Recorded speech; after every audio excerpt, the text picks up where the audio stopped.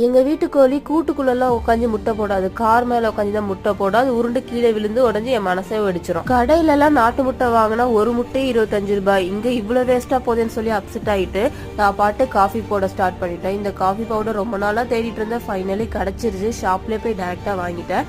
டிஃபனுக்கு எதுவும் பெருசாலாம் பண்ணல, வெறும் மேகி மட்டும் கேப்சிகம் வெங்காயம் மட்டும் போட்டு தாளிச்சு ஹஸ்பண்டுக்கு கொடுத்துட்டேன். லஞ்ச் மட்டும் வெளியே சாப்பிட்டுக்கோங்க, நாளைக்கு தான் சண்டே வாச்சு நான்வெஜ் எடுப்போமே, ஸோ இன்னைக்கெல்லாம் எந்த நான்வெஜ்ஜும் வேணாம்னு சொல்லிட்டு வீட்டுல கம்பு ஊற வச்சிருந்தா கம்புலே தோசை சுட்டுட்டு முட்டையில கிரேவி பண்ணலாம் சொல்லிட்டு ஹஸ்பண்டுக்கு அழகா வந்தோடனே ஒரு ஃபில்டர் காஃபி மாதிரி போட்டு கொடுத்துட்டு நான் பாட்டு வேக வச்சிருந்த முட்டையெல்லாம் கட் பண்ணிட்டு அந்த மசாலாவோட தாளிச்சுட்டு கம்பு வாங்கின 65 கொஞ்சம் இருந்துச்சு, அது மட்டும் தம்பிக்கு அழகா பொரிச்சு கொடுத்துட்டு கம்புல தோசை சுட ஸ்டார்ட் பண்ணிட்டேன். ஃபர்ஸ்ட் தோசை எப்பயுமே சொதப்பலா தானே வரும் நம்மளுக்கு, அதனால செகண்ட் தோசை நல்லா வந்துருச்சு. ஸோ தக்காளி தொக்கு முட்டையும் போட்டு நான் பாட்டு ஹஸ்பண்டுக்கு போட்டு கொடுக்க ஆரம்பிச்சிட்டேன். மறக்காம இந்த வீடியோக்கு சப்ஸ்கிரைப் பண்ணுங்க, லைக் பண்ணுங்க, சப்ஸ்கிரைப் பண்ண